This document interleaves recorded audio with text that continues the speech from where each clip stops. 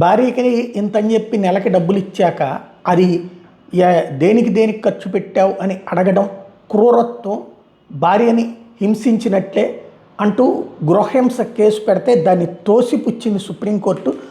భర్త తాను ఇచ్చిన డబ్బుకు సంబంధించి భార్యను లెక్కలు అడగడం క్రూరత్వం కిందకి రాదని సుప్రీంకోర్టు చెప్పింది.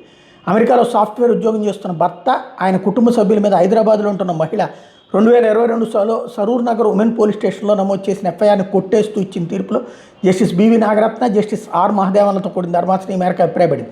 సాఫ్ట్వేర్ ఇంజనీర్లైన వీళ్ళిద్దరికీ 2016లో పెళ్ళైంది. అమెరికాలో 2019 వరకు కలిసి ఉన్నారు. అక్కడే బాబు పుట్టాడు. ఆ తర్వాత ఇద్దరి మధ్య గొడవ తలెత్తడంతో ఆమె కొడుకుని తీసుకుని హైదరాబాద్లోని పుట్టింటికి వచ్చేసింది. దాంపత్య హక్కుల పునరుద్ధరణ కోరుతూ 2022లో ఆమెను అమెరికాకి తిరిగి రావాలని భర్త నోటీసు పంపించారు. ఆ వెంటనే భార్య అతనితో పాటు అతని కుటుంబ సభ్యుల మీద గృహహింస, వరకట్న వేధింపుల నిరోధక చట్టం కింద సరూర్ నగర్ స్టేషన్లో కంప్లైంట్ చేసింది. నేను భారత్కి తిరిగి వచ్చిన తర్వాత భర్త నాకు, నా బిడ్డకు ఆర్థికంగా సాయం చేయడం లేదు. కుటుంబ అవసరాల కోసం ఎప్పుడు డబ్బు అడిగినా ప్రతి పైసాకు లెక్క అడుగుతారు. ఇండియాలో ఉన్న తల్లిదండ్రులకు మాత్రం లక్షలు పంపుతారు అంటూ అందులో పేర్కొంది. భర్త హైకోర్టును ఆశ్రయిస్తే అక్కడ చుక్కెదురైంది. దాంతో అతడు సుప్రీంకోర్టుకు వెళ్ళాడు. దీని మీద విచారించిన సుప్రీంకోర్టు ఎఫ్ఐఆర్ని కొట్టేయడంతో పాటు సెక్షన్ 498A కింద ఏ అంశాలను పరిగణలోకి తీసుకోవాలో స్పష్టం చేసింది.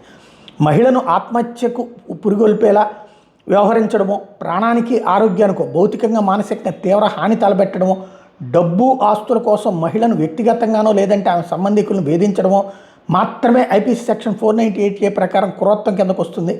వరకట్న నిషేధ చట్టంలోని సెక్షన్ 3 ప్రకారం కట్టం ఇవ్వడం, పుచ్చుకోవడం నేరం. అందుకు కారకులైన వాళ్ళకి కనీసం 5 ఏళ్ళు జైలు, 15,000 కానీ లేదంటే కట్టం విలువంత కానీ జరిమానా విధించడానికి వీలుంది. ప్రత్యక్షంగా పరోక్షంగా కట్టం డిమాండ్ చేసిన వాళ్ళని 6 నెలల నుంచి 2 ఏళ్ల వరకు జైలు, 10,000 వరకు జరిమానా విధించడానికి ఇదే చట్టంలోని సెక్షన్ 4 వీలు కల్పిస్తోంది. అందువల్ల గృహహింస, వరకట్న వేధింపులకు సంబంధించిన ఫిర్యాదుల్ని పరిశీలించేటప్పుడు న్యాయస్థానాలు అత్యంత జాగ్రత్తగా ఉండాలి.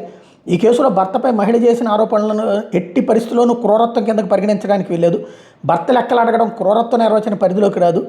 తాను గర్భవతిగా ఉన్నప్పుడు భర్త సరిగా చూసుకోలేదని, కాన్పోయిన తర్వాత లావు తగ్గమని వేధించారని భార్య ఆరోపిస్తున్నారు. ఒకవేళ నిజమే అనుకున్నా అది సదరు వ్యక్తి గుణాన్ని ప్రతిబింబిస్తుంది తప్పితే క్రూరత్వం కిందకి రాదు.